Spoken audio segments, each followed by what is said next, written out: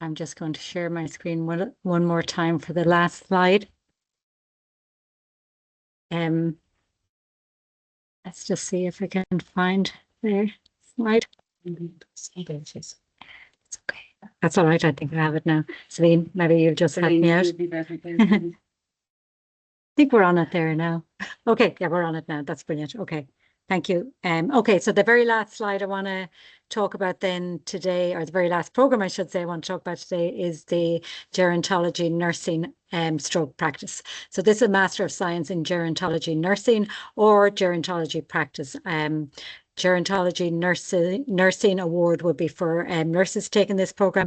Gerontology practice will be for allied health and social care professionals taking this program. And again, it's got NMBI 2 category 2 approval. So this is a program that's structured over 2 years. The first 18 months of that program involves taking 6 modules.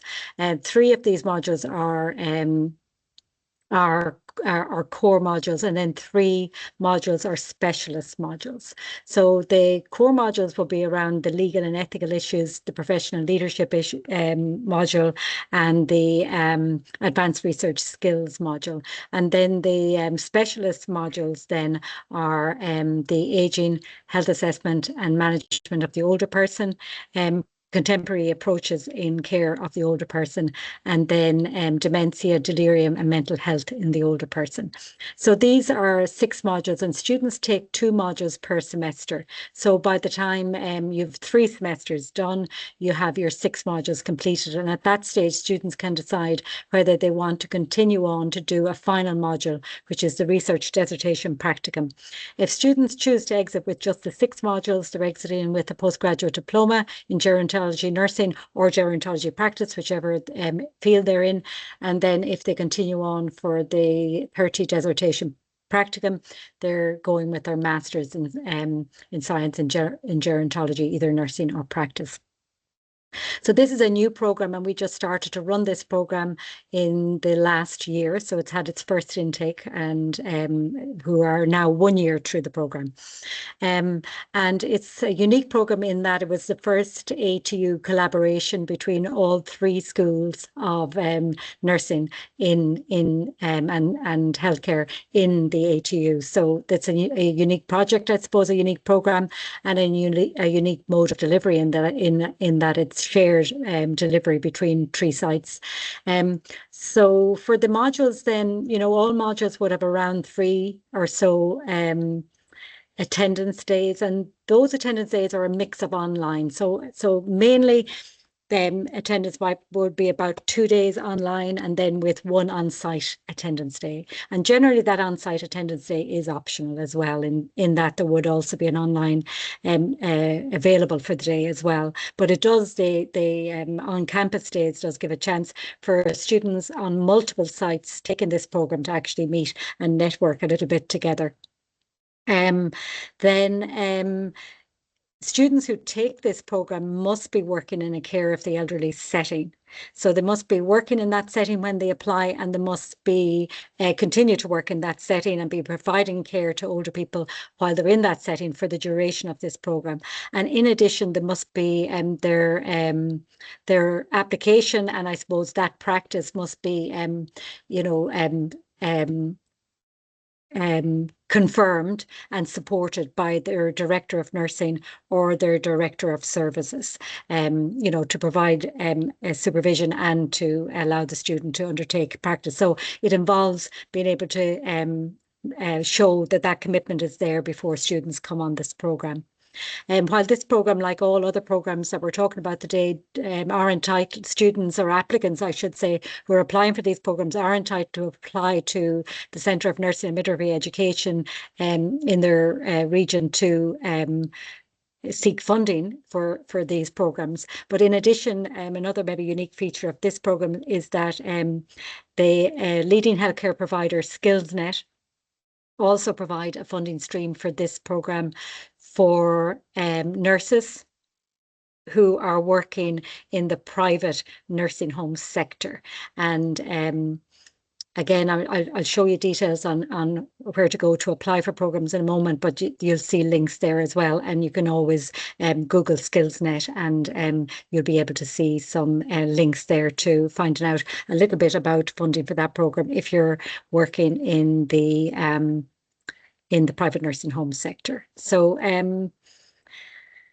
okay, so that's probably just the basis of that program. And again, if you need any further information, there's an email address there, and that's you can contact. And again, if you need any more detailed information, the program administrator can refer you on to myself, or to Patsy, or to Michelle, or indeed Helen McGlone, and other course coordinators if you need some more detailed information about specific programs. Okay, so just to maybe show you a little bit about, or say maybe a little bit about recognition of prior learning. So of course, the ATU recognise prior learning, whether that's what you might call a accredited or non-accredited, so formal or informal learning, and students who feel maybe they have equivalent learning from some of these modules to look for exemption from a module on any of our programs, or indeed equivalent learning that might allow them to meet the particular entry criteria for any of our programs, can email our RPL department and can seek to go in and apply for RPL onto the program. And then on the last slide here, today we have a link there to a code. If you wanted to take that code, that should bring you to the prospectus, postgraduate prospectus, where you'll get some more information regarding all of the ATU postgraduate programs. If you wanted to have a look through these programs presented today, or any of the ATU programs. And then lastly, if you wanted to go to the website, where again, this is a link to the website, to St. Angela's section of the website, and to the postgraduate area on that website. And again, you could look in here on that particular website to see all of our programs will have icons there that you can click on, and then that will take you into maybe another further detail and information about the programs and how they're structured. It'll also give you some details on the pricing structure for the programs as well, and then it'll give you a direct link into our central application process, central applications portal, where you can apply in then for any of the programs. And all of the programs that we've been talking about today have a September start as well, so that you can go there for more information. Are we ready for Teresa? Okay, so also then, as part of this seminar, we're going to be joined by Teresa Donnelly, who's Director of the Centre of Nursing and Midwifery Education. And Teresa is going to supply some information on the on funding for these programs through the CNME, and a little bit about how to apply for that funding as well. And then, just as I said previously, anybody working in private nursing homes, nurses, I should say, working in private nursing homes, can apply through SkillsNet. I'm just going to stop sharing our slides now. We go back into the meeting, and hopefully we'll be joined soon by Teresa.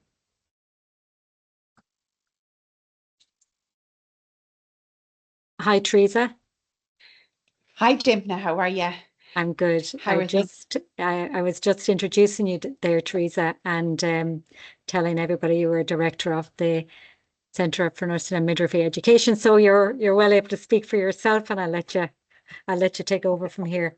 Thanks, Dimna. So for those of you that don't know me, as Dimna said, I'm the director here in the Centre for Nursing and Midwifery Education for Sligo, Leitrim, West Cavan. And I suppose our main role and function is to support continuing professional development for our nurses and midwives, and our doors are open to other interdisciplinary working, and our HCAs for Sligo, Leitrim and West Cavan. So I suppose one of my roles as well, and we all work very closely, would be to support academic funding. And we're very fortunate actually in nursing and midwifery in that we are so well supported to carry out our postgraduate education. However, and I suppose I get a budget every year, and that is broken down into the different services. So I suppose it's per head of whole-time equivalent determines what portion of the budget is allocated to that group of nurses and midwives. So for example, the hospital, SUH, has quite a lot of nurses and midwives. They would have the bigger portion compared to other services. So they would probably get maybe just broad, the specifics I won't go into detail, but they may get 56 or 57% of the academic budget. However, I do want to highlight that we really never refuse. Once people meet the criteria, academic funding will always take priority. If there are people and the services do need people to be educated and upskilled, there's always a way to look at, you know, I don't think anybody has ever been refused once they're, and again, we cover other services like the intellectual disability services. They have part of the budget. Mental health services, our public health nurses, the hospice, and you know there is a very good, decent budget. Sometimes throughout the year, if there's a lot of people looking for funding, we may go back and we may get a top up. And I suppose we also in the NMPT, that's part of our group that we report to, and we also look at innovation funding. However, education will always take precedence over any other type of funding, which is very reassuring for us as nurses and midwives. It's not infinite. There are limits, I suppose, and we have to work within an SOP. And I suppose just to give you an idea, once you've identified, I suppose, where you want to do your course and you've been accepted on a place, and we have cut-off points because, you know, for the September intake, we normally, our applications close on the 30th of June. In Sligo, we're not, in Leitrim, and I suppose most CNMEs, they're not that rigid. Like, if we still get late applications, we still will look at them and review them. And once we work within the SOP, and what I mean by the SOP is that, you know, it'd be lovely to give everybody 100% all the time. So again, I don't have control on that. It comes from the Office of Nursing and Midwifery Services Directorate. So our SOP would state very clearly that if you're doing a postgraduate course, you get 100% funding for that. So your postgraduate is 100%.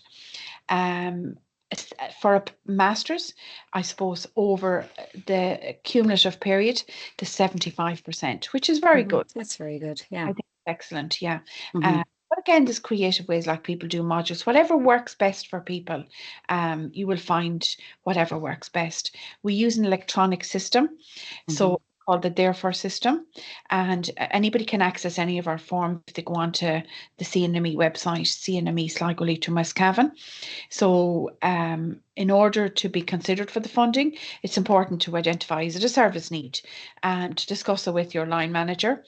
And then it has to be signed by the line management structure in your organisation.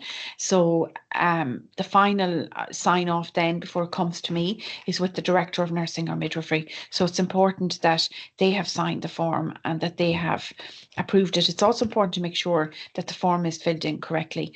And again, we have a cut-off point of 3 years. But look, there's ways around everything. And I just think it's great. It's great that we have that. We're very lucky to have that budget.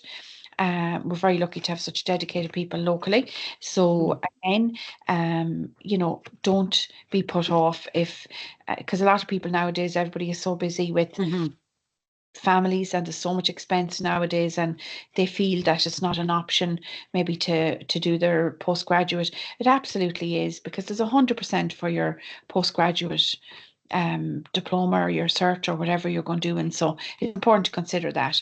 And it, you can build up, as you've already outlined, Dimna, with modules and that. Thank you. Thanks so much, Teresa. That's great information. And it's good to know also that there's a little bit of flexibility in terms of, we are coming up towards the end of June now. So some late applications will be considered, but not to delay getting them in. To Yeah. move ahead and get them in if you can. Yeah, that's great. Teresa, Um, thank you very much for that okay. information. You're very well, Dimna. Really And do again, appreciate it. yeah, and we do have all our instructions on our website if people aren't sure. And lift the phone, Elizabeth.burgess at hse.ie. She looks after all our funding applications. Liz is so helpful, as any that have dealt with her will know. She's more than happy to guide, and she will guide. So please just dial in or lift the phone or send an email or whatever, and we're more than happy to support people. I've been on that journey myself, so I'm very. And I started off in St. Anne, started off again, and I did my modules, which were brilliant because I wanted to see how was I able, I suppose, and it's a great way of starting when you off to see. So anyways, I'm thankful to say I have completed successfully throughout all my postgrad, so I'm delighted. So do lift the phone or send an email, and we're all here to support and help. Yeah, great. Thank you so much, Teresa. Thank you. Thank you. Sorry, Jenny. No, I was just going to add, because I suppose it's an important point you said, and Teresa has indeed moved up through all of our structures and has been a very successful student, and completing her PhD as well right through. So, you know, it's a great testimony to continuing in further education, and also while you're holding out a job as well. But I suppose that is a worry for some students, or some applicants, I really should say, maybe just worrying a little bit about will I be able to manage work life, you know, studying all together. And you made an important point there that most of the programs that we were talking about today, not all of them, but most of them, have standalone modules within them, in that they're, and especially if you talk to the, you know, the administration people that you have the link for there, or to any of the coordinators, they'll be able to tell you which modules are standalone. And that's a nice way maybe for somebody who hasn't been studying in a while to take a module, get a feel for what it's like to study over a semester, do a piece of coursework, get up to speed with their writing, and then, you know, that in itself can give them confidence to go on. It can help them to decide whether they want to go on, and then the good part of it is they get exemption from that module on the program, so they don't have to repeat it again. So they can pick off maybe one or two modules before beginning a program, and then when they've then done, you know, and those are complete, they could then say, look, I'm going to try for this program, I'm going to try for that program. And also the nice thing about standalone structure is that some of those modules sit on several programs. So you could take one module and find that it actually sits on several programs. So I could choose then which program I want. You know, obviously in some programs you have to be in particular practice areas like community mental health or CBP. You would have to be in particular practice areas, but there is some flexibility in picking off modules in advance and then deciding, am I going forward? Am I going to go ahead or not? And I suppose that's how I started, genuinely, because I was the old style, apprenticeship style, and I was delving into the whole new world of academia, and I wasn't sure with the academic writing and everything. And I have to say, I've been very fortunate, as we are in the HSE, as nurses and midwives, in that I bar maybe a couple of courses, I was fully funded. So we're very, very fortunate. And again, the HSE is, were very supportive as well for study leave and all of that. So no, I think the module route is if for somebody that might be just that little bit nervous, you know, don't be afraid to just grasp that nettle. It's well worth it. Yeah, okay, that's brilliant. Teresa, thank you so much for joining us today. Yeah. Really appreciate that. You're very Okay, welcome. we'll see you again. Okay, bye. Bye-bye. Bye-bye. So,